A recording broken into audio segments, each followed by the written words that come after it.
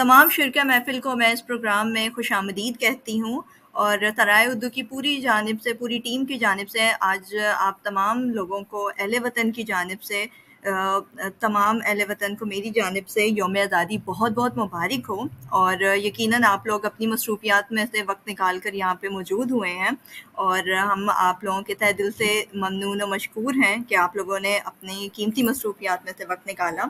تو جیسے کہ آپ سب کو معلوم ہے کہ آج 14 اگست کا دن ہے، خاص دن ہے اور جشن آزادی کا موقع ہے، اور اسی جشن آزادی کے موقع پہ ہمارے سرائے اردو ادبی فورم کے جو روح رواں ہیں، یعنی کہ ان کے سرائے اردو کے بانی و صدر سید جناب ذوالفقار علی بخاری صاحب، ان کی آج سالگرہ بھی ہے، تو ہم نے سوچا کہ کیوں نہ آج ان کو وش بھی کر دیا جائے۔ تو پوری ٹیم کی جانب سے سر آپ کو جنم دن بہت بہت مبارک ہو، اور آپ یقیناً ہمارے ساتھ ابھی موجود بھی ہیں، اور کچھ ہی دیر میں ہم انشاءاللہ آپ کو لائیو بھی لیں گے، آپ کے تاثرات بھی لیں گے۔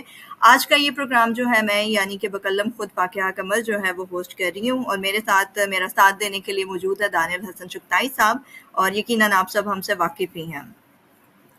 تو جناب، جیسے کہ آپ کو معلوم ہے کہ اکثر یہ کہا جاتا ہے کہ کتابوں سے عشق کی یہ آخری صدی ہے، لیکن آج بھی بہت سارے ایسے گھرانے ہیں جو نہ صرف کتابوں سے محبت رکھتے ہیں، بلکہ ان کی جو نسل ہے، یعنی کہ نئی جو یوتھ ہے، جنریشن جو ہے، وہ نہ صرف آج بھی کتابیں پڑھتی ہیں بلکہ اس کو سنبھال کے بھی رکھتی ہے، خود بھی لکھتی ہے، اور اس کی عقیدت اور احترام کو بھی ملحوظ خاطر رکھتی ہے۔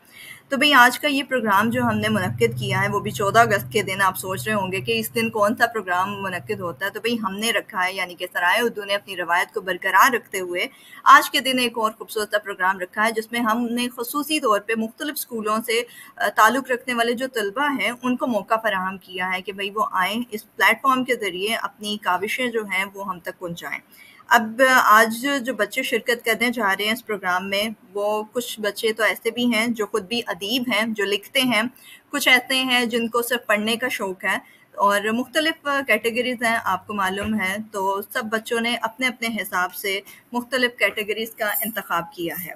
تو پروگرام کا کرتے ہیں باقاعدہ آغاز، اور چونکہ آپ کو معلوم ہے کہ سب سے پہلے جو ہے تلاوت سے ہی حمد باری تعالیٰ کے ساتھ ہی پروگرام کو شروع کرنا جو ہے وہ باعث برکت بھی ہے۔ تو آج کی اس محفل میں ہمارے ساتھ موجود ہیں ایک بہت ہی پیارے سے بچے، تو وہ آپ کو تلاوت جو ہے وہ پڑھ کے سنائیں گے۔ السلام علیکم، میرا نام حذیفہ ہے، میں کلاس 8 میں پڑھتا ہوں۔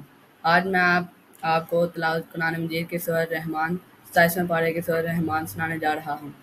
تو شروع کرتے ہیں۔ اعوذ باللہ من الشیطان الرجیم، بسم اللہ الرحمن الرحیم۔ الرحمن علم القرآن خلق الإنسان علمه البيان الشمس والقمر بحسبان والنجم والشجر يسجدان والسماء رفعها ووضع الميزان ألا تطغوا في الميزان وأقيموا الوزن بالقسط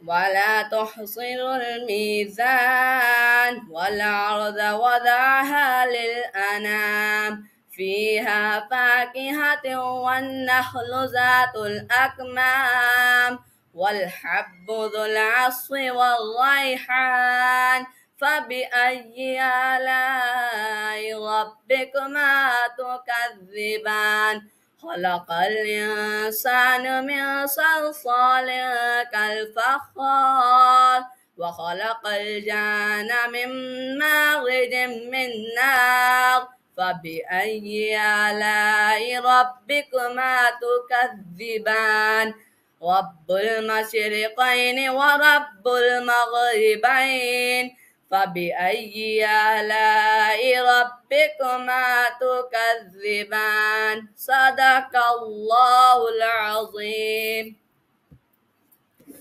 جزاک اللہ ماشاء اللہ. آپ ابھی حذیفہ کی آواز میں تلاوت قرآن پاک جو ہے وہ سن رہے تھے، اور یہ بچہ جو ہے یہ 8ویں جماعت کا طالب علم ہے. تو اب ہم کم از کم یہ بات نہیں کہہ سکتے کہ بھئی ہمارے ملک میں ٹیلنٹ جو ہے اس کی کمی ہے. بالکل بھی نہیں بھئی، ہمارے ملک میں ٹیلنٹ کی کوئی کمی نہیں ہے. بس ضرورت ہے اس چیز کی کہ ہم اپنے بچوں کو سامنے لائیں، انہیں کوئی پلیٹ فارم مہیا کریں اور ان کو ایک شاباشی کی تھپکی جو ہے نا وہ ضرور دیں. تو بھئی پروگرام کو لے کے چلتے ہیں آگے.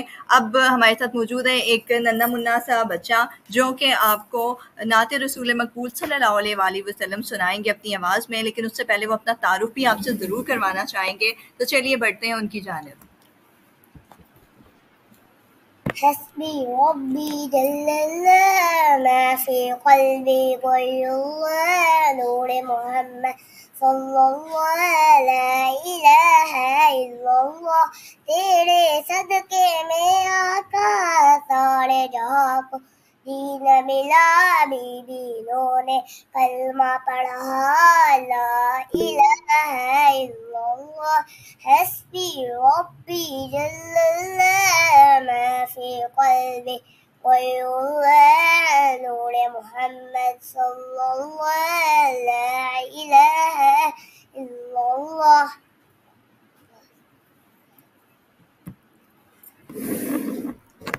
جی ناظرین، تو آپ سن رہے تھے نعت رسول مقبول، اور یقیناً آپ کو بچوں کی یہ کاوش جو ہے یقیناً پسند آ رہی ہوگی کہ اتنے چھوٹے بچوں نے دیکھیں آج کے اس پروگرام کے لیے اسپیشل تیاری کی ہے اور وہ آپ کے سامنے یوں پیش ہو رہے ہیں. اور یہ بات ہمیں بتاتی ہے کہ بھئی بچے جو ہیں ان کے اندر بہت ساری چھپی صلاحیتیں موجود ہوتی ہیں.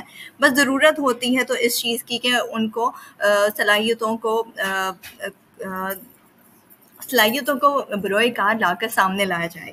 تو جناب پروگرام کو آگے بڑھاتے ہیں، اور میں گزارش کروں گی ہمارے آج کے مہمان خصوصی جو ہیں ذوالفقار علی بخاری صاحب کہ وہ بھی ذرا ہمارے ساتھ تعاون فرمائیں. اور آج چونکہ ان کا ہی یہ پروگرام ہے، انہی کا ہی یہ دن ہے، اور آج یہ ہوسٹنگ کی سیٹ بھی میں نے انہی سے چھینی ہے، تو میں امید کرتی ہوں کہ وہ اس چیز پہ مجھ سے ناراض نہیں ہوں گے.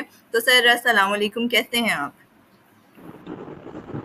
وعلیکم السلام. بہت شکریہ آپ نے آج کے اس خصوصی پروگرام کے لیے مجھے دعوت دی، اور سر آپ آج کا کا دن میرے شکریہ لیے کہ آپ نے مجھے اپنی ہوسٹنگ کی سیٹ جو ہے نا وہ دی ہے. یقیناً میں آپ سے اچھی ہوسٹنگ تو نہیں کر پا رہی، لیکن میں کوشش ضرور کر رہی ہوں. جی بہت شکریہ. آپ نے گفتگو کا موقع دیا. یقینی طور پہ میزبانی آپ کی اچھی لگ رہی ہے ہمیں، اور ہمیں تھوڑا محسوس ہو رہا ہے کہ جس طرح سے آپ ریڈیو پہ پروگرامز کی جو میزبانی کرتی ہیں اس کا جو ہے تھوڑا سا اثر ہمیں یہاں پہ بھی دکھائی دے رہا ہے. بہت شکریہ سر، بہت شکریہ. یہ آپ کی ذرا نوازی ہے. سب سے پہلے تو سر آپ کو بہت بہت مبارک ہو کہ بھئی پاکستان کے جشن آزادی کے ساتھ ساتھ آپ کی بھی سالگرہ ہے، تو ہم آپ کو ایک بار پھر سے سالگرہ کی بہت بہت مبارکباد دیتے ہیں. بہت شکریہ.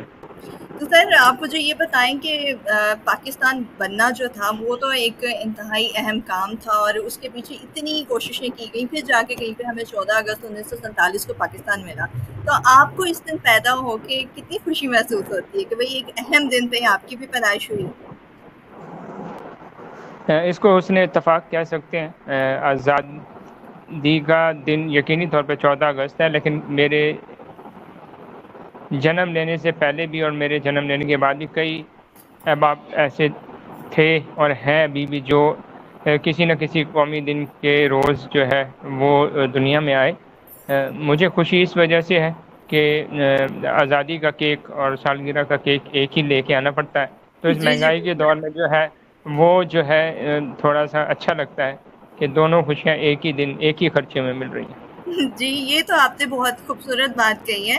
اور سر دیکھیں نا اب آزادی ہمیں کتنی مشکل سے حاصل ہوئی، اور ہم ہمیشہ اسی کے حوالے سے بات کرتے ہیں. تو کیا یہ ایک اور حسن اتفاق نہیں ہے کہ آپ کی پیدائش اس دن ہوئی اور آپ کو پھر اللہ تعالیٰ نے بطور ایک بہترین انسان اور ایک بہترین قلم کار کے طور پہ آپ کے ہاتھ میں قلم پکڑا دیا، اور وہ قلم بھی ایسا کہ جس میں ایک کاٹ ہے کہ معاشرے کی برائیوں کے لیے آپ ہمیشہ آواز بلند کرتے ہیں. تو کیا یہ حسن اتفاق نہیں ہے؟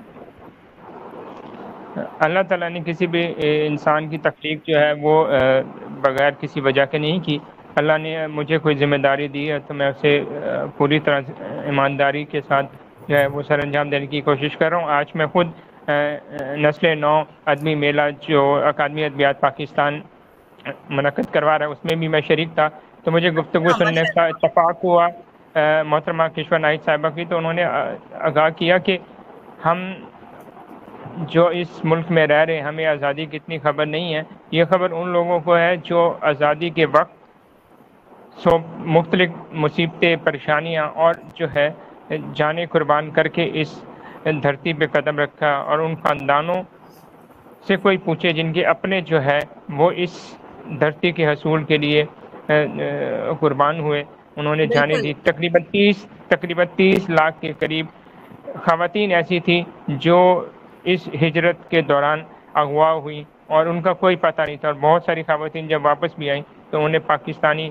کیمپوں میں ہی رکھا گیا. ان کے گھر والوں نے انہیں جو ہے واپس لینے سے بھی انکار کیا. تو اتنی بڑی قربانیاں ان خاندانوں نے سہی, ان لوگوں نے سہی جنہوں نے اس آزاد وطن میں رہنے کی جو ہے جدوجہد کی. لیکن افسوس کہ ہم آزادی کا جو حقیقی مقصد ہے وہ بھول چکے ہیں. جنہوں نے آزادی لی اس کے بعد جو نسل آئی انہوں نے کیا اور آج ہم کس دورائے پہ ٹھہرے ہیں یہ ہم سب بہت اچھی طرح سے جانتے ہیں. اور یہ جو نئی نسل ہے اس کو سوچنے سمجھنے کی ضرورت ہے کہ کیا ہم مختلف نعرے لگا کے یا شور شرابہ کر کے آزادی کا حقیقی مقصد حاصل کر رہے ہیں, یا کہیں آزادی کا مقصد کہیں کھو گیا. تو یہ ہمیں دوبارہ سے یاد کرانے کی ضرورت ہے, اور اس کے لیے ادیبوں نے ہی محنت کرنی ہے. اور اگر وہ حق بات نہیں لکھیں گے, اپنی سوچ کو آزادی سے بیان نہیں کریں گے, تو اس ملک کے حصول کا جو مقصد ہے وہ کہیں کھو جائے گا اور پھر فائدہ نہیں ہوگا. بالکل سر, آپ نے بہت خوبصورت بات کہی ہے کہ ہمیں تو پلیٹ میں پکی پکائی کھیر کی مانند جو ہے نا وہ ایک الگ وطن مل گیا ہے. در حقیقت آزادی کا اصل مطلب کیا ہے, اس کا مقصد کیا ہے, یہ وہی لوگ بتا سکتے ہیں جو ابھی بھی اس کی جنگ لڑ رہے ہیں یا اس میں مسلسل جدوجہد کر رہے ہیں. جس میں خصوصی طور پہ ہمارے غزہ کی اگر ہم بات کریں, غزہ میں ہمارے کتنے مسلمان بہن بھائی ہیں جو آزادی کی جنگ لڑ رہے ہیں. اس کے علاوہ ہمارے مسلمانی جو کشمیری بہن بھائی ہیں وہ بھی تو بیچارے آزادی کے حصول کے لیے اپنی جان کا نذرانہ جو ہے وہ پیش کر رہے ہیں. تو خیر یہ باتیں تو ہوتی رہیں گی اور پروگرام کو ہم اسی طرح آگے لے کے بڑھتے رہیں گے. ابھی آپ سے میں متعارف کروانے جا رہی ہوں 3 بچیوں کا جنہوں نے آج کے اس موقع کی مناسبت سے ایک ملی نغمہ جو ہے وہ پیش کرنے کی حامی بھری ہے. تو چلیے بڑھتے ہیں ان بچیوں کی جانب اور ان سے سنتے ہیں انہی کی زبانی ایک خوبصورت سا ملی نغمہ آج کے دن کی مناسبت کے اعتبار سے. مٹی کے چلو مٹی کے تعویذ بنا کے نام وطن کا گلے لگا کے ہر مشکل سے ہاتھ چھڑا کے تیرے سارے خواب بچا کے بس اتنا کہنے آئے ہیں شکریہ پاکستان پاکستان شکریہ مسکرا پاکستان پاکستان مسکرا. کوئی بھی ایسا نام نہ آئے جس میں پاکستان نہ آئے, کوئی بھی ایسا نام نہ آئے جس میں پاکستان نہ آئے. روشن سورج چڑھ آئے تو پھر کوئی بھی شام نہ آئے. اس مٹی کو ہاتھ لگا کے ماتھے پہ یہ ہاتھ لگا کے رکھا دل کے ساتھ لگا کے نام سے پہلے پاک لگا کے بس اتنا کہنے آئے ہیں شکریہ پاکستان پاکستان شکریہ مسکرا پاکستان پاکستان مسکرا. نام تیرا یوں ساتھ لگا کے نام کے آگے ذات لگا کے جس جس بات میں تو رہتا ہے دل سے ہر وہ بات لگا کے बस इतना कहने आए हैं, शुक्रिया पाकिस्तान पाकिस्तान शुक्रिया, मुस्कुरा पाकिस्तान पाकिस्तान मुस्कुरा। बहुत खूब बच्चों, माशाल्लाह, बहुत अच्छी आप लोगों ने तैयारी की है। और मैं चाहूँगी कि आप लोग अपना तारुफ जो है ना वो भी तरह करवाओ। आप अपना तारुफ करवाओ। मेरा नाम नूर है और मैं क्लास 8 में पढ़ती हूँ। मेरे स्कूल का नाम गवर्नमेंट गर्ल्स हाई स्कूल है और मेरी उम्र 13 साल है। माशाल्लाह। मेरा नाम सीरत अदील है और मैं जमायत हफ्ता में पढ़ती हूँ और मेरे स्कूल का नाम कायद आज़म public high secondary school girls Sialkot है और मेरी उम्र 13 साल है। माशाल्लाह। मेरा नाम हुरमान है, मैं 3 क्लास में पढ़ती हूँ। मेरी उम्र 9 साल है।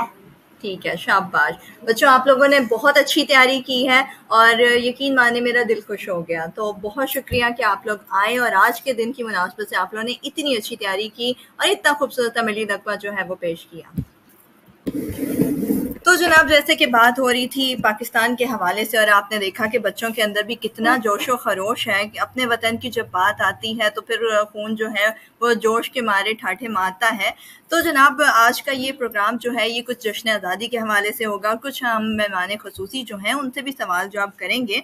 तो मैं गुजारिश करूँगी हमारी ये जो शिरका महफिल है इनमें से अगर कोई हमारे आज के मेहमान ख़ुसूसी से कोई सवाल करना चाहें तो भाई आप लोग अपना हाथ जो है वो खड़ा कर सकते हैं, हैंड रेस कर सकते हैं। हम आपको भरपूर मौका देंगे कि आप लोग अपने सवालात जो हैं वो कर सकें। तो जी, कोई सवाल करना चाहता है? अगर करना चाहता है तो प्लीज़ अपना हैंड रेस करें।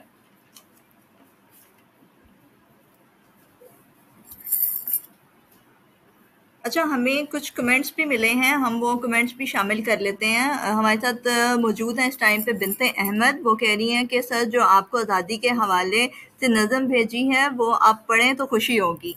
तो ये तो अब सर बुखारी ही बता सकते हैं कि उनको कौन सी नज़म बिनते अहमद की मिली है। सर, अगर आपके पास अभी बिनते अहमद की नज़म मौजूद है तो आप वो ज़रूर पढ़िएगा, उन्हें बहुत अच्छा लगेगा।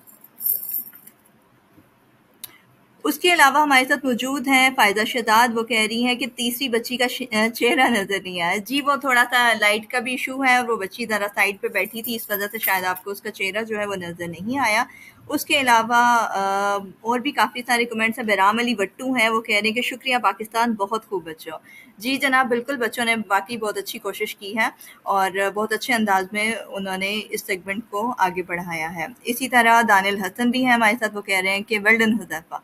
जी, बहुत शुक्रिया। आप लोग मुसलसल बच्चों की हौसला अफजाई जो है वो कर रहे हैं और यकीनन ये हौसला अफजाई जो है ये बच्चों के लिए बहुत मानी रखती है और यही वो हौसला अफजाई है जो इंशाल्लाह आने वाले वक्त में उनके लिए काफ़ी मशाल राह के तौर पे साबित होने वाली है।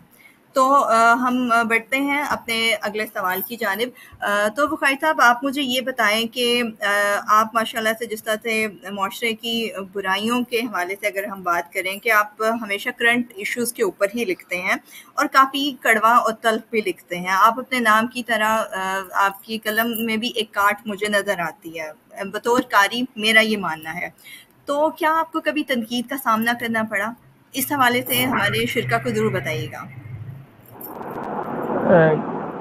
जो भी काम किया जाता है उसमें अच्छी और बुरी बातें दोनों सुनने को मिलती हैं। मुझे भी तनकीद सुनने को मिली, लेकिन मैंने उसे कंधा पेशानी से कबूल किया है और कोशिश की है कि अपनी जानिब से मुनासिब जो राय है वो दे सकूं।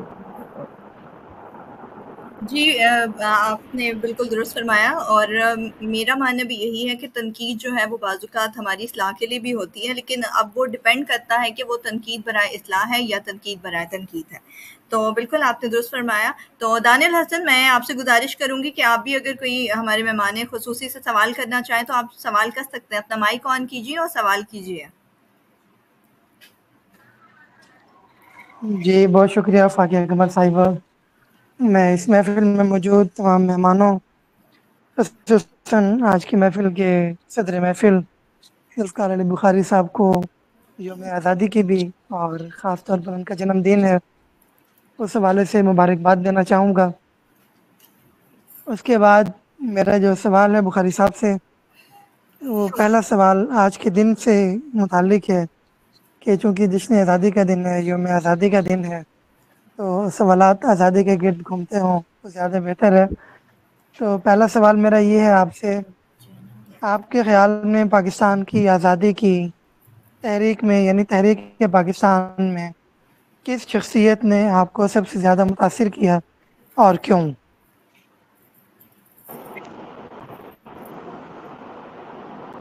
دیکھیں، جو تحریک چلائی گئی ایک ملک کے حصول کے لیے، اس کی اگر اہمیت کے حوالے سے بات کریں تو بات بہت لمبی ہو جائے گی، لیکن ایک ہی شخصیت ہے جنہوں نے مسلسل محنت کی اور اپنی بیماری کو بھی چھپائے رکھا۔ انہیں علم تھا کہ اگر وہ خبر ان کی بیماری کی ہندوؤں یا انگریزوں تک پہنچ گئی تو بہت مسائل کھڑے ہو سکتے ہیں، اور پاکستان 1 یا 2 سال تاخیر کا شکار ہو جاتا تو شاید پاکستان بنتا ہی نہ۔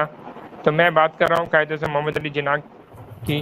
انہوں نے اپنی جو ہے قیادت سے ایک ایسے خواب کو جو ناممکن دکھائی دے رہا تھا اس کو مکمل کیا، اس کو منظر عام پہ لائے ایک وطن کو۔ تو یہ جو ہے بہت بڑا کام ہے۔ کہا جاتا ہے کہ ایک شخص کوئی تبدیلی نہیں لا سکتا، ہمارے ادب اطفال میں بھی بعض اوقات اسی طرح سے باتیں کی جاتی ہیں، لیکن ایک شخص جب تبدیلی کے لیے بات کرتا ہے وہ تنقید بھی سہتا ہے، وہ محنت بھی کرتا ہے، وہ کوشش کرتا رہتا ہے اور ایک دن کامیاب ہو جاتا ہے۔ تو یہ چیزیں جو ہے دیکھنی پڑتی ہیں ایک کامیاب شخص کو، کیونکہ کہا جاتا ہے کہ جو ناکامی ہے اسے کوئی قبول کرنا نہیں چاہتا، لیکن کامیابی کے 100 باپ ہوتے ہیں۔ تو اگر آپ اس حوالے سے اگر تازہ ترین مثال دیکھنا چاہیں تو ارشد ندیم ہمارے سامنے ایک زندہ جاوید مثال ہے کہ جب وہ ناکام تھے یا زیادہ کامیابی حاصل نہیں کر پا رہے تھے، مشکلات کا شکار تھے، تو کسی نے انہیں گلے لگانے کی کوشش نہیں کی، لیکن جب انہوں نے کامیابی حاصل کر لی تو چاروں جانب سے ایسے افراد ان کی تعریف کرنے کے لیے سامنے آ گئے، جو عام حالات میں جو ہے وہ ان کو جو ہے دیکھنا بھی پسند نہیں کرتے تھے، شاید بات بھی کرنا پسند نہ کرتے ہوں۔ تو کہا یہی جاتا ہے کہ ناکامی کو کوئی قبول نہیں کرنا چاہتا، لیکن کامیابی کے 100 باپ ہیں۔ تو اسی طرح سے تحریک پاکستان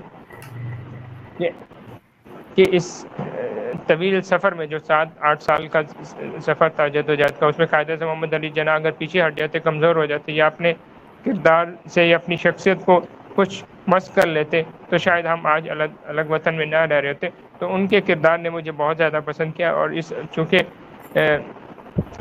پروگرام بھی 14 اگست کے حوالے سے، تو ان کا ایک جو بہت مشہور واقعہ ہے کہ وہ ٹرین میں سفر کر رہے ہوتے ہیں اور ایک خاتون جو ہے وہ ان کو بلیک میل کرنے کی کوشش کرتی ہے، تو وہ اس طرح سے ظاہر کرتے ہیں کہ وہ جو ہے سن نہیں سکتے، بول نہیں سکتے، اور وہ خاتون کو کہتے ہیں کہ آپ مجھے لکھ کے دو۔ تو وہ جو ہے لکھ کے خاتون کہتی ہے کہ اگر آپ مجھے میرا جو ہے مقصد پورا نہیں کرو گے تو میں آپ کو بدنام کر دوں گی۔ تو وہ پرچی اس سے لیتے ہیں اور اس کے بعد وہ زنجیر کھینچ دیتے ہیں، اور اس کے بعد وہ پولیس کے حوالے اس خاتون کو کر دیتے ہیں، اور اس خاتون کا جو لکھا ہوا ایویڈنس ہوتا ہے وہ بھی ان کے پاس ہوتا ہے۔ تو اس سے ان کی نہ صرف ذہانت جو ہے وہ سامنے آتی ہے، بلکہ یہ بھی سمجھ آتا ہے کہ وہ کس قدر زیرک انسان تھے، جن کو انگریزوں کی اور ہندوؤں کی چلاکیوں کا بڑی اچھی طرح سے اندازہ تھا، اور ایک شخص نے سب کو تگنی کا ناچ نچوا دیا۔ اور ابھی حال ہی میں ہماری جانب سے بھی ایک سلسلہ شروع کیا گیا ڈائریکٹری کے حوالے سے، کچھ کرنے کے حوالے سے، تو اس حوالے سے بھی ایک دلچسپ تبصرہ جو ہمیں سننے کو ملا وہ یہ ملا کہ آپ نے بہت سارے لوگوں کے جو ہے وہ چہرے کو عیاں کر دیا۔ تو یہ جو چیزیں ہوتی ہیں یہ صبر سے، برداشت سے کوئی نہ کوئی حاصل کر لیتا، لیکن یہ چیزیں کسی شخص کی نہ صرف کردار کو بھی ظاہر کرتے بلکہ اس کی کامیابی کے پیچھے جو چھپے ہوئے راز ہوتے ہیں ان کو بھی عیاں کرتے ہیں۔ تو جہاں تک آپ کا سوال تھا تو اس میں تو میں یہی کہہ سکتا ہوں کہ مجھے قائد اعظم محمد علی جناح کی شخصیت جو ہے وہ ویسے ہی پہلے سے ہی بہت پسند تھی، لیکن جتنا میں پڑھتا جا رہا ہوں وہ میرے لیے ایک مثالی شخصیت بنتے جا رہے ہیں۔ جی آپ نے بالکل ٹھیک فرمایا، اور بڑے مفصل انداز میں آپ نے قائد اعظم کی شخصیت پہ روشنی ڈالی، اور میں آپ کے خیال سے بالکل اتفاق کرتا ہوں کہ ابھی ہفتہ 10 دن پہلے ہماری قوم کا مورال بالکل گرا ہوا تھا اور پریشانی کا شکار تھی، لیکن ایک شخص ارشد ندیم نے پوری قوم کو بوسٹ اپ کر دیا اور موڈ بالکل سوئنگ ہو گیا۔ تو خیر، میں اپنے سوال کے اگلے حصے کی طرف بڑھوں گا۔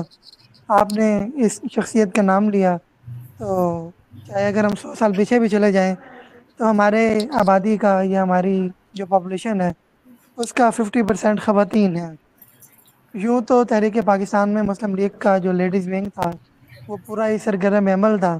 جس طرح آپ نے قائد اعظم کے حوالے سے بتایا، آپ کیا سمجھتے ہیں کہ وہ کون سی خاتون تھیں جنہوں نے تحریک پاکستان میں اپنا ایک تاثر خصوصی طور پر ڈالا اور مسلم لیگ اور پاکستان کی تحریک کا پیغام گھر گھر پہنچانے میں ان کے کردار کو فراموش نہیں کیا جا سکتا؟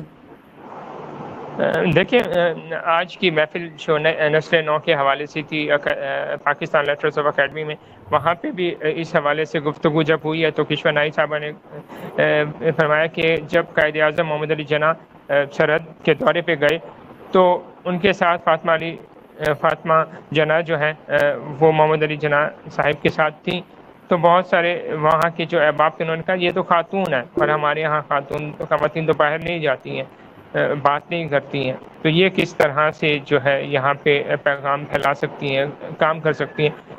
تو قائد اعظم محمد علی جناح کو خواتین کی جو پر اعتمادی تھی، ان کے کام کرنے کا جو جذبہ تھا وہ اچھی طرح سے وہ اس سے آگاہ تھے. تو انہوں نے وہ جو جلسہ تھا اس میں صدارت خود تو کی، لیکن ان کے ساتھ جو محترمہ فاطمہ جناح تھی وہ بھی بیٹھی. ان پہ وہ ان کی جو ذات پہ جو اعتماد تھا وہ بہت زیادہ تھا، اور اس حوالے سے جو ہے کئی خواتین، بیگم رانا لیاقت علی خان صاحبہ نے بھی بہت زیادہ تحریک پاکستان کے لیے کام دیا. اس کے علاوہ بہت ساری ایسی خواتین ہیں، کئی ایسی خواتین ہیں جنہوں نے گمنامی میں رہ کر اس وطن کے لیے خدمات دی. میں نے ابھی چند لمحوں پہلے بھی آگاہ کیا کہ 32 لاکھ تقریباً خواتین تھیں جنہوں نے اس وطن کے لیے قربانیاں دی. ہم کہتے ہیں کہ آج کے اس پاکستان میں خواتین کو آزادی حاصل نہیں ہے، ان کو رہنے کا جو ہے وہ ایک جو موقع آزادی سے یا سوچ ان کی جو ہے وہ قبول نہیں کی جاتی آزادی سے رہنے کی. تو اس حوالے سے یہ پیغام واضح ہے کہ قائد اعظم محمد علی جناح نے اس ملک کا جو قیام ممکن بنایا وہ ہر فرد کو، چاہے وہ مرد ہے یا عورت، اس کو آزادی کے ساتھ رہنے کا حق دینے کے لیے ہی بھی اس وطن کے حصول کو ممکن بنایا. تو فاطمہ جناح کا جو کردار ہے بہت زیادہ اہمیت کا حامل ہے. جی فاقیہ قمر صاحبہ پروگرام کو آگے بڑھائیے. جی بالکل، بخاری صاحب بہت خوبصورت انداز میں مفصل طریقے سے سوالات کے جوابات جو ہیں وہ دے رہے تھے، اور ہم یقیناً میرے سمیت تمام شرکا محفل جو ہیں وہ اس سے محظوظ ہو رہے ہوں گے. تو جب بات ہو رہی ہے پاکستان کی اور آج دن بھی 14 اگست کا ہے، تو بھئی ایک شعر کے ذریعے نا میں اپنا پیغام جو ہے وہ دینا چاہوں گی کہ خدا کرے میری عرض پاک پر اترے وہ فصل گل جسے اندیشہ زوال نہ ہو. تو جناب ہماری تو یہی دعا ہے کہ اللہ تعالیٰ ہمارے وطن کو سلامت رکھے، جو بھی ہمارے مسائل یا مشکلات ہیں ان سے ہمیں باہر نکالے، دور کرے. اور اسی بات کے ساتھ پروگرام کو لے کے چلتے ہیں آگے، اور ابھی ایک نوجوان جو ہے وہ آپ کو ایک خوبصورت ہی نظم جو ہے وہ سنائیں گے. تو چلیے بڑھتے ہیں ان کی جانب اور ان سے سنتے ہیں خوبصورت ہی نظم. میرا نام محمد موحد امجد ہے، میں 4th کلاس میں پڑھتا ہوں، میں 9 سال کا ہوں. میں آپ کو نظم سنانے جا رہا ہوں. تارے رات آئی اور جاگے تارے، ننھے منھے چھوٹے چھوٹے، گول مٹول اور موٹے موٹے آ بیٹے ہیں مل کر سارے. رات آئی اور جاگے تارے، دیکھو کیسی چمک رہے ہیں، گویا موتی دم رہے ہیں. کتابیں اچھی کتابیں پیاری، رات آئی اور جاگے تارے، دیکھ جاتے ہیں جاتے جاتے آخر انہیں، ملتے ملتے سو جاتے ہیں نیند کے مارے. رات آئی اور جاگے تارے. بہت خوب بچے. تو یقیناً قارئین آپ لوگ دیکھ رہے ہوں گے کہ یہ ایک چھوٹا سا بچہ ہے اور اس نے اپنا جو اظہار ہے وہ ایک نظم کے ذریعے کیا. ہم لوگ اکثر عموماً یہ تاثر رکھتے ہیں کہ جی بچے جو ہیں وہ کہانیاں پڑھتے نہیں ہیں تو وہ نظموں کی طرف یا حصہ شاعری کی طرف انٹرسٹ کیسے رکھیں گے. تو یہ ایسا بالکل نہیں ہے بھئی. جیسے اللہ تعالیٰ نے ہر انسان کو مختلف صلاحیتوں کے ساتھ پیدا کیا ہے، ویسے ہی ہر انسان کی اپنی اپنی دلچسپی ہے. اب چاہے وہ کوئی بچہ ہو یا بڑا ہو، کچھ بچے کہانیاں پڑھنا پسند کرتے ہیں اور کچھ جو ہیں وہ حصہ شاعری میں دلچسپی رکھتے ہیں. بہت شکریہ بچے، آپ آئے اور آپ نے اس محفل میں اپنی خوبصورت سی نظم جو ہے وہ ہمیں پڑھ کے سنائی، ہمیں بہت اچھا لگا. تو جناب ہم اپنے پروگرام کو لے کے چلتے ہیں آگے. تو بخاری صاحب آپ مجھے یہ بتائیں، آپ تھوڑی دیر پہلے ذکر کر رہے تھے عالمی ادیب اتفاق اردو ڈائریکٹری کا. تو آج کل اس ڈائریکٹری کی دھوم جو ہے وہ دور دور تک پھیلی ہوئی ہے، بلکہ اگر یہ کہا جائے کہ وہ کتاب جو ہے وہ پوری دنیا میں ہی پھیل گئی ہے اس وقت، تو یہ غلط نہ ہوگا. تو آپ مجھے یہ بتائیں کہ اس کو مرتب کرنے کا خیال جو ہے وہ آپ کو کیسے آیا، اور اس کو مرتب کرنے کے بعد لوگوں کی جانب سے رسپانس کیسا رہا؟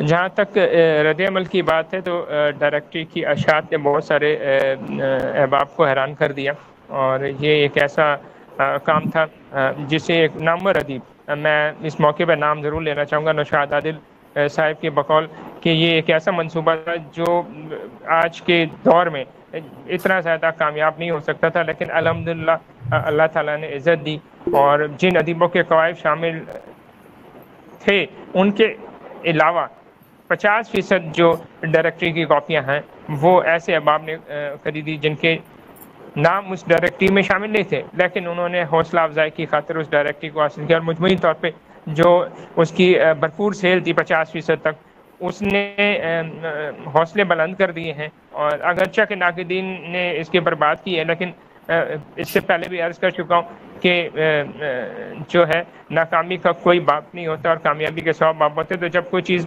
کامیاب ہو جاتی ہے، ہٹ ہو جاتی ہے، تو اس کے اوپر بہت ساری باتیں کی جاتی ہیں، کیونکہ وہ جو چیز اچھی نہ ہو اس کو کبھی بھی کرٹیسائز نہیں کیا جاتا. ٹھیک ہے، جو چیز اچھی ہو اس کو کرٹیسائز کیا جاتا ہے، کیونکہ ہمارے پاکستان کا جو معاشرہ وہ معاشرہ بھی کچھ اسی قسم کا ہے. اور ابھی حال ہی میں ایک دفعہ پھر مثال لے کے سامنے آنا چاہ رہا ہوں کہ ہم ہاکی کے کھیل کو آج نہیں زیادہ زیر بحث لاتے ہیں، لیکن ہم جیولن تھرو کو ارشد ندیم نے ایک دم سے ایک ایسے کھیل کو جس کو پاکستان میں بہت کم لوگ جانتے تھے یا اس میں وہ شریک ہوتے تھے، اس کو ایک دم سے مقبول کر دیا ہے. تو یقینی طور پہ اب جیسے ان کو شہرت ملی ہے، ان کے خلاف کی بہت سارے لوگ بات کریں گے. اسی طرح سے کسی بھی کامیاب چیز کو کچھ لوگ پسند بھی کرتے ہیں، ناپسند بھی کرتے ہیں، لیکن الحمدللہ ڈائریکٹری سعودی عرب میں بھی جا چکی ہے، اس کے علاوہ بھارت میں بھی جا چکی ہے. اور یقینی طور پہ اگر بھارت میں گئی ہے تو کسی کو اگر یہ خیال ہے کہ وہ بھارت میں صرف ادیبوں تک پہنچے گی، کہیں کتب خانوں تک نہیں پہنچے گی، تو یہ صرف ان کی خام خیالی ہے، کیونکہ جو کتاب ایسی ہے کہ جس کو کتب خانوں میں بھی رکھا جائے گا، اور یقینی طور پہ وہ رکھا بھی جائے گا.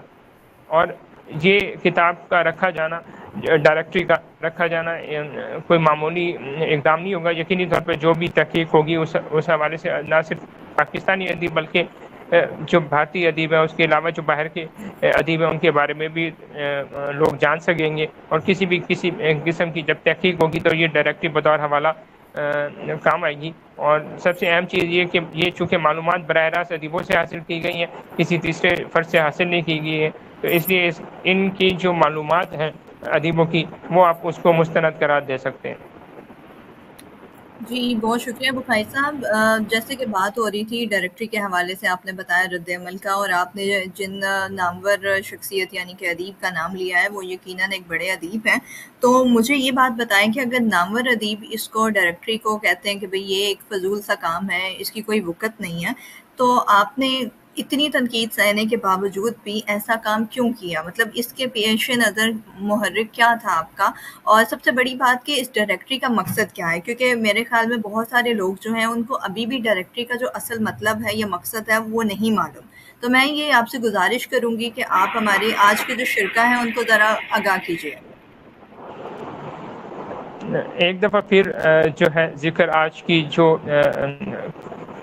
تقریب ہو رہی ہے، ایک کانفرنس ہو رہی ہے پاکستان اکیڈمی میں، وہاں پہ میری آج ہی ایک ادیب سے گفتگو ہوئی، تو ان سے بھی اسی سوال کے حوالے سے جب بات چیت ہوئی تو میں نے ان سے کہا کہ 1947 سے لے کے 2024 تک جتنے بھی بچوں کے ادیب ہیں، مجھے ان کی فہرست چاہیے کہ کن ادیبوں نے اس دوران اس عرصے میں لکھا ہے، مجھے ان کے بارے میں جاننا. انہوں نے کہا کہ میرے پاس اس قسم کی کوئی معلومات نہیں ہے کہ 1947 سے لے کے 2024 تک کے جو ادیب ہیں جنہوں نے لکھا ہے، میرے پاس ان کی کوئی مکمل تفصیل ہو، یا کم سے کم 25% تفصیل ہو کہ ان ادیبوں نے اس عرصے کے دوران لکھا ہے. تو میں نے ان سے کہا کہ اگر دور حاضر کے جو حیات ادیب ہیں، بالفرض انہوں نے 80 کی دہائی سے لکھنا شروع کیا اور 2024 تک لکھ رہے ہیں، ان میں سے اگر 25% या 50% अदीबों का तस्करा इस डायरेक्टरी में आ जाते तो कम से कम ये एक रिकॉर्ड महफूज तो हो जाएगा। हम ये नहीं कह सकते कि 1947 से लेके 2024 तक जो है चंद अदीब लिख रहे थे जिनके नाम से जो है हाथों की उंगलियों पे गिने जा सकते बआसानी से। तो ये 131 अदीब हैं जिनके बारे में मुफस्सल तफसील जो है उनकी यानी जो अदबी खिदमात हैं, उनके एजाज़ात हैं, उनकी किताब उनके बारे में मिलती हैं।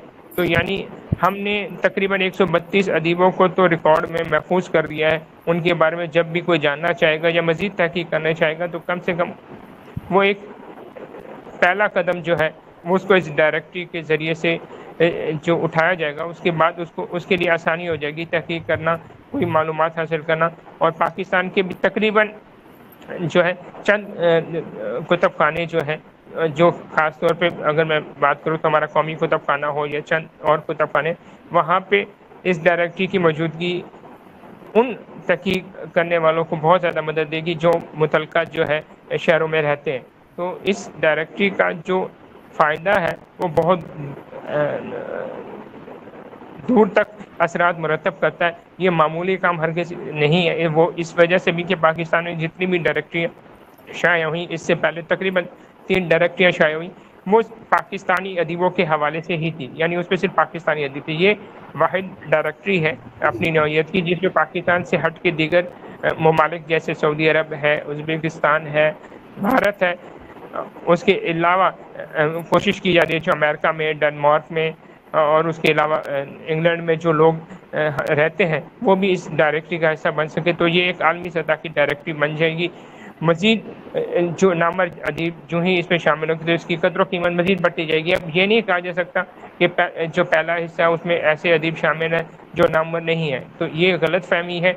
जब अदीबों के जो है फहरिस्त देखी जाएगी तो बहुत कुछ आया हो जाएगा कि कितने नामवर अदीब जो हैं इस हिस्सा हैं। जहाँ तक इस चीज़ का सवाल है कि इस डायरेक्टरी को कबूल क्यों नहीं किया जा रहा, तो उसके ऊपर तो नाक़दीन से ही सवाल किया जा सकता है कि वो क्यों नहीं कबूल इसको कर रहे। जी, बहुत शुक्रिया बुखारी साहब। यहाँ पे मैं भी एक बात ऐड करना चाहूँगी कि चूँकि डायरेक्टरी के मुरतबीन में मैं भी शामिल हूँ और अल्हम्दुलिल्लाह मुझे भी ये एजाज़ शामिल है कि मैंने बुखारी साहब के साथ मिल के इस तारीख साज काम को या इस किताब को मरतब किया। ये काम इंतहाई मुश्किल था और सबसे बड़ी बात ये कि हम लोगों की जो सोच थी वो ये थी कि जो दौरे हाजिर के हयात अदीब हैं यानी कि जो ज़िंदा हैं हम उनको ज़्यादा प्रमोट करें, उनकी ज़्यादा अप्रिसिएशन करें। उसकी वजह ये है कि हमारे माशरे का एक अलमिया है कि हमें जीते जी कोई सपोर्ट नहीं करता, ना हमारी कोई तारीफ़ करता। लेकिन जब हम दुनिया से चले जाते हैं तो तब हमें अच्छे लफ्ज़ों में याद भी किया जाता है, हमारे नाम से अवार्ड भी मंसूब कर दिए जाते हैं और फिर उन्हीं अवार्ड्स पे कहा जाता है कि जी ये बंदरबांट बिला वजह अवार्ड दिए जा रहे हैं। खैर ये एक अलग बहस है, हम इसमें नहीं अभी पढ़ेंगे। तो बात चूँकि डायरेक्टरी की हो रही है तो इस वजह से ये डायरेक्टरी चूँकि बहुत ज़्यादा अहमियत की हामिल है कि इसमें दौरे हाजिर के सारे हयात अदीब शामिल हैं। और सबसे बड़ी जो मुस्तन बात है इस किताब की वो ये भी है कि हमने कवायद कहीं से इकट्ठे नहीं किए, यानी कि हमने गूगल से या किसी किताब से या किसी हवाले के ज़रिए कवायद नहीं इकट्ठे किए, बल्कि बजाते खुद तमाम जो मुसन्निफ़ीन थे, जो अदीब थे, उनसे बराह रास्त राब्ता करके उनसे वो कवायद हासिल किए। और अल्हम्दुलिल्लाह ये डायरेक्टरी जो है ना सिर्फ पाकिस्तान में बल्कि पूरी दुनिया के अदीबों से सजी हुई है। इसी वजह से इसका नाम है आलमी अदीब इत्तेफाक उर्दू डायरेक्टरी। तो चलिए प्रोग्राम को आगे लेके चलते हैं। और मैं यहाँ पे एक चीज़ का इजाफा करना चाहता हूँ।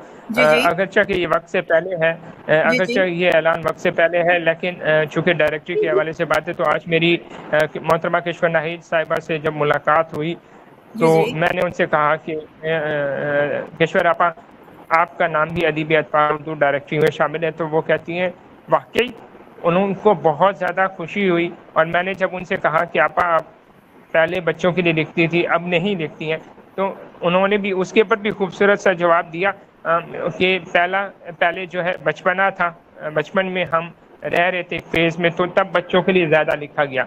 बहरहाल उनको डायरेक्टरी के हवाले से मैंने आगाह किया और उनको बहुत ज़्यादा खुशी हुई और जो उन्होंने जिस अंदाज से जिस लहजे के साथ मुसरत का इज़हार किया वो मेरे लिए भी आज़ाद की बात है। और यकीनी तौर पे इस ब्रॉडकास्ट سیشن کے ذریعے جو ہے میں یہ اعلان کر رہا ہوں کہ ان کے قواعد بھی انشاءاللہ جب دوسرا حصہ آئے گا تو اس میں شامل ہوں گے۔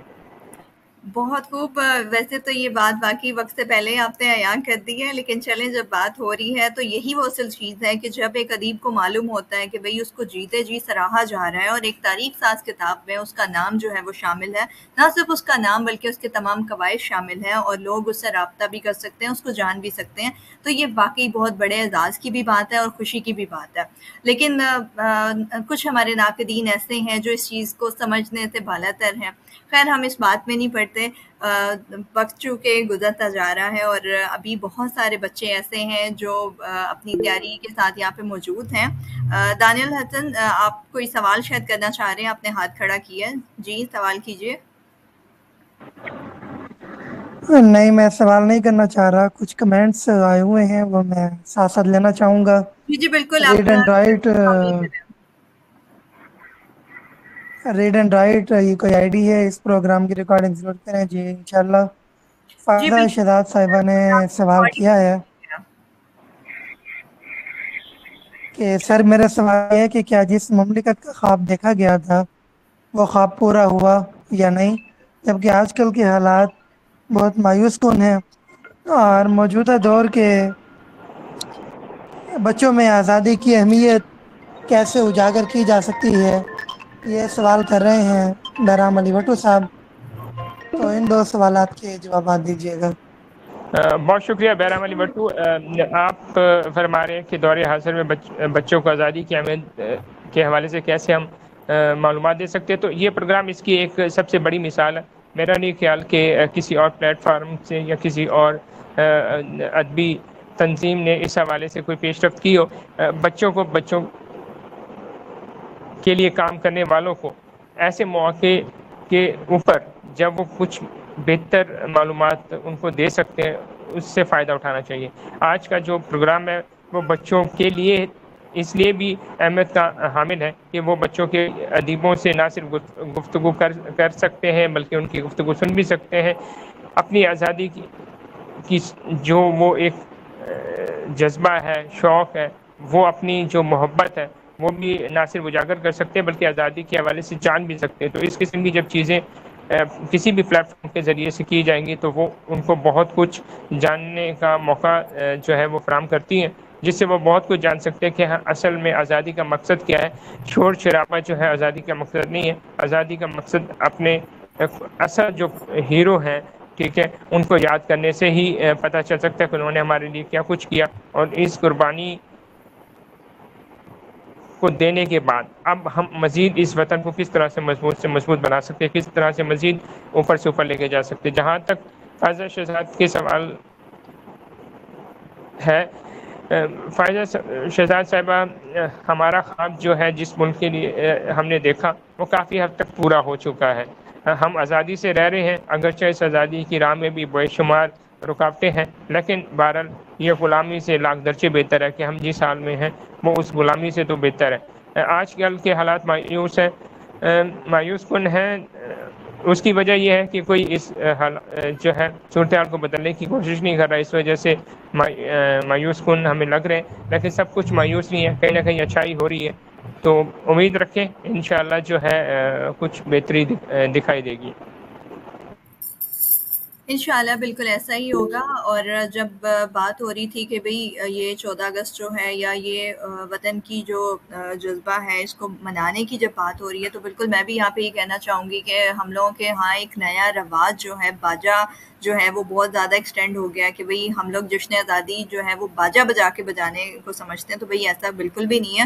اور میری آپ تمام لوگوں سے گزارش ہے کہ اگر آپ کے گھر میں بھی بچے ہیں اور وہ باجا لینے کی ضد کرتے ہیں تو خدا را آپ ان کو سمجھائیں اور باجے کی بجائے اس بار 14 اگست پہ ایک عدد پودا جو ہے نا وہ ضرور لگائیں، کیونکہ اس کی شدت سے ضرورت ہے ہمارے ملک کو۔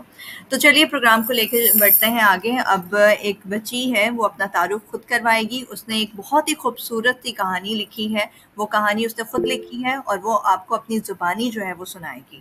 اس کے بعد ہم پروگرام میں مزید کمنٹس اور آپ لوگوں کے جو سوالات کا جو سیشن ہے اس کو بھی شامل کریں گے۔ السلام علیکم، میرا نام نور ہے اور میں کلاس ہشتم میں پڑھتی ہوں۔ میرے اسکول کا نام گورنمنٹ گرلس ہائی اسکول ہے اور میری عمر 13 سال ہے۔ میں نے ایک کہانی لکھی ہے جس کا نام ہے قائد کا پاکستان۔ فاطمہ پورے گھر میں چہچہاتی ہوئی پاکستان کا پرچم لہرائے گھوم رہی تھی۔ کیا ہوا، تم ایک جگہ کیوں نہیں بیٹھ رہی؟ فاطمہ کی امی نے کہا، امی جان آج 14 اگست ہے، آج آزادی کا دن ہے، تو آج میں جو چاہوں گی کروں گی۔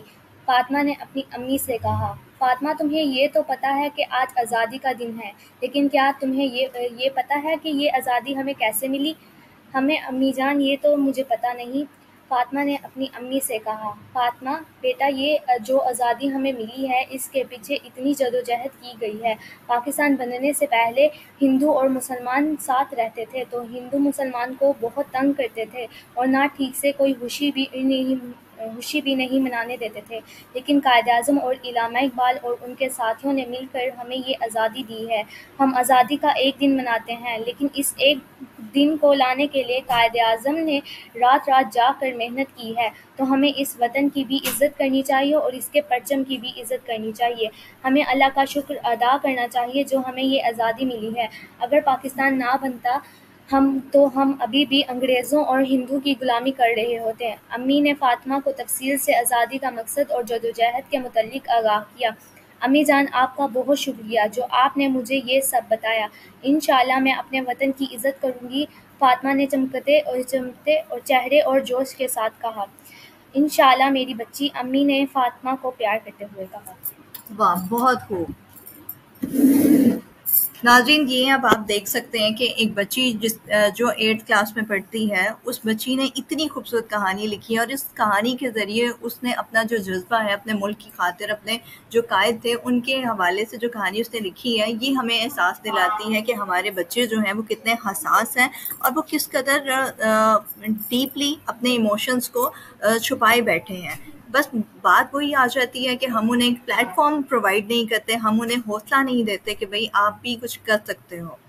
تو یہی وہ چیز ہے جس کی وجہ سے شاید میں بھی آج آپ کے سامنے بیٹھی ہوں کہ مجھے بھی خود معلوم نہیں تھا کہ میں کبھی لکھ پاؤں گی۔ میں بھی ایک قاری ہی تھی اور کافی سالوں سے صرف قاری ہی تھی، لیکن جب مجھے حوصلہ افزائی ملی، مجھے ایک رہنما ملا اور جس نے مجھے بتایا کہ بھئی آپ لکھ سکتے ہو، مجھے ایک حوصلہ تو ملا، لیکن اس کے ساتھ جو شاباشی کی تھپکی ملی اس نے میرے اندر ایک جذبہ پیدا کیا۔ اور آج الحمدللہ میں آپ سب کے سامنے ہوں اور میں یہاں پہ اپنی مثال صرف اس لیے دے رہی ہوں کہ ہمارے بچے جو ہیں نا، آج کی جو یوتھ ہے وہ ہماری قوم کے معمار ہے۔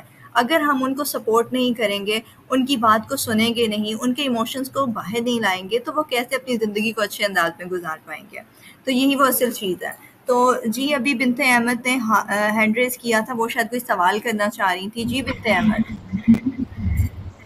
جی السلام علیکم۔ سب سے پہلے تو میں سر بخاری صاحب کو یہ کہنا چاہتی ہوں کہ آج پتہ کہ ماشاءاللہ 14 اگست کی آپ کی پیدائش بھی ہے، تو جو آپ کے اندر وطن سے محبت کا جذبہ نظر آتا ہے اس کی شاید ایک وجہ یہ بھی ہے۔ دوسری بات یہ ہے کہ میں یہ پوچھنا چاہتی ہوں، یہ کہنا چاہتی ہوں کہ آج کل ہماری جو نوجوان نسل ہے اور بچے ہیں ان کو پاکستان کی اہمیت کے حوالے سے اتنا کچھ نہیں پتہ۔ ابھی ماشاءاللہ بچے نے کیا، لیکن 1-2 بچے ہی ایسے ہمیں ملیں گے۔ تو اس کے حوالے سے تمام رائٹر سے میری درخواست ہے، میں کہنا چاہتی ہوں کہ مطلب کیا کرنا چاہیے کہ بچوں کو اپنے وطن کے حوالے سے، اور جس مذہبی نام پر کہ پاکستان کا مطلب کہ لا الہ الا اللہ، وہ چیز آج ہمارے گھروں سے، ہمارے ذہنوں سے بالکل نکل گئی ہے، تو اس کے لیے بہت محنت کی ضرورت ہے۔ اور سر بخاری کا بہت شکریہ کہ یہ میری ہمیشہ حوصلہ افزائی کرتے ہیں اور لکھنے کے حوالے سے یہ میرے اساتذہ میں شامل ہیں۔ شکریہ۔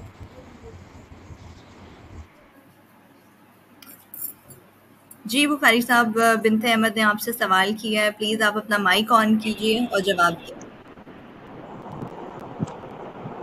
اس سوال کا جواب پہلے بھی دے چکا ہوں۔ جب تک ہم بچوں کو یہ وطن حاصل کیسے ہوا، اس کے لیے کتنا کچھ ہمیں کرنا پڑا، جب تک یہ آگاہ نہیں کریں گے تو ان کو ٹھیک طرح سے اندازہ نہیں ہو سکے گا کہ ہم کیا کچھ سہ کے، کیا کچھ قربان کر کے اس وطن کے اندر رہ رہے ہیں، اور جس وطن کو ہم بہت سارے مسائل کی وجہ سے برا والا بھی کہتے ہیں اور باہر چلے جاتے ہیں، اور باہر جب ذلیل و خوار ہوتے ہیں تو پھر واپس آتے ہیں اور پھر کہتے ہیں کہ اپنا دیش اپنا ہے۔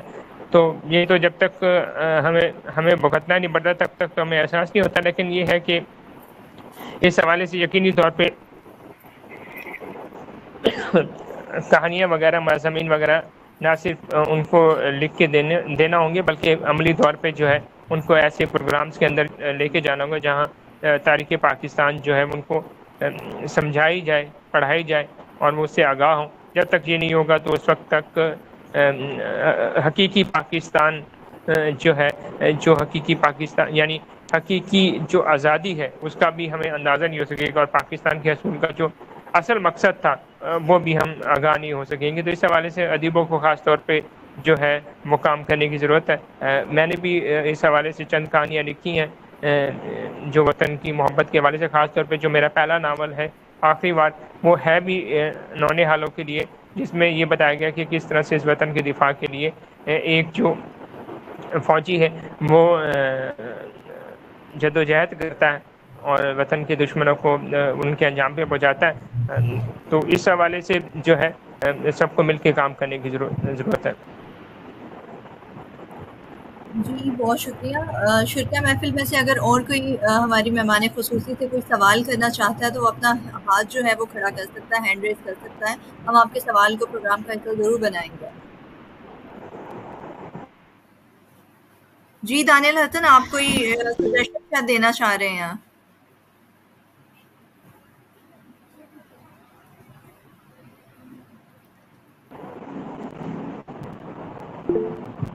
جی بنت احمد، آپ کا کوئی سوال ہے، آپ سوال کریں۔ آپ کو دیکھیے اگر آپ اس کو پڑھنا چاہیں تو مہربانی کی اس کا وجہ کی آواز ہے، خالی فین کی آواز۔ جی ضرور، آپ کی جو نظم ہے وہ ضرور پیش کرتے ہیں۔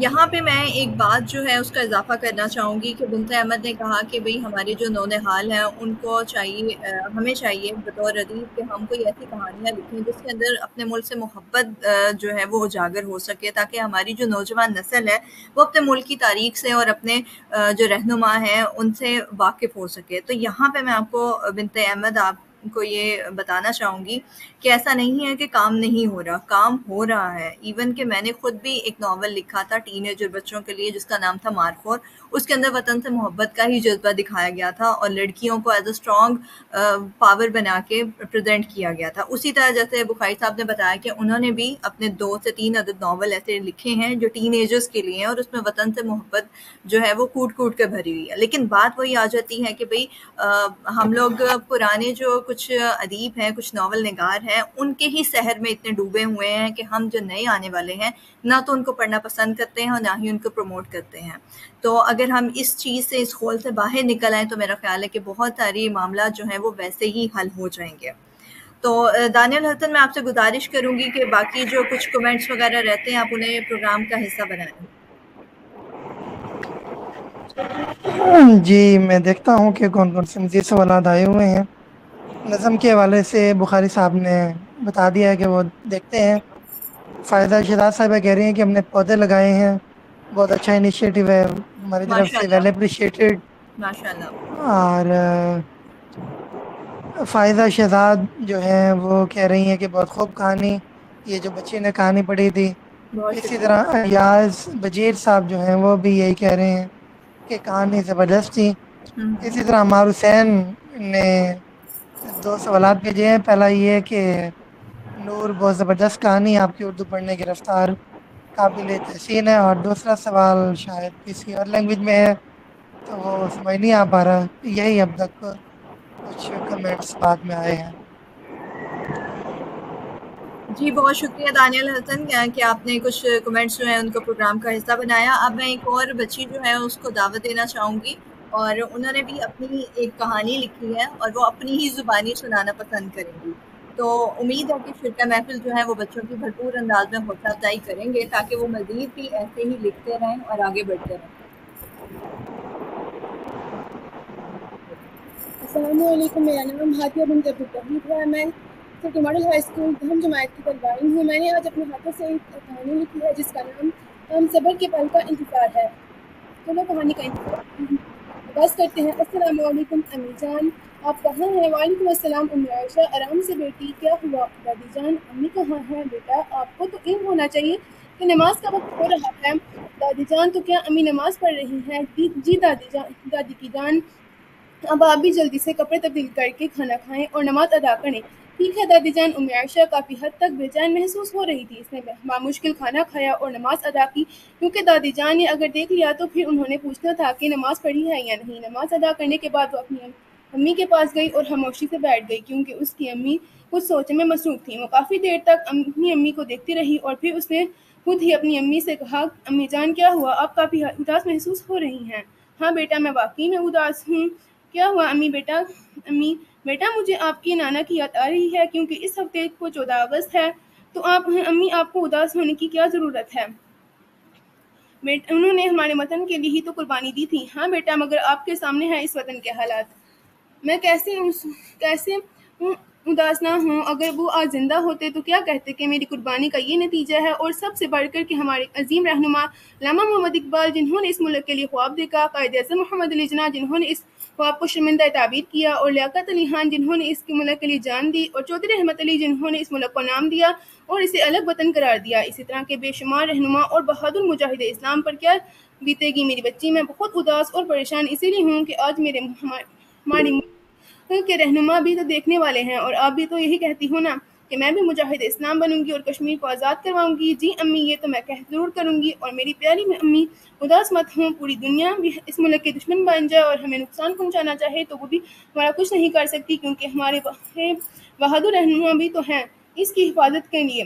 تمام اگر چلے بھی جائیں، شہید ہو بھی جائیں، مگر ہمارے پیارے اللہ ہماری حفاظت ضرور کریں گے، اور وہ ہمیشہ ہمارے محافظ بن کر اور ہماری مدد کرتے رہیں گے۔ اور اسی طرح ایک دن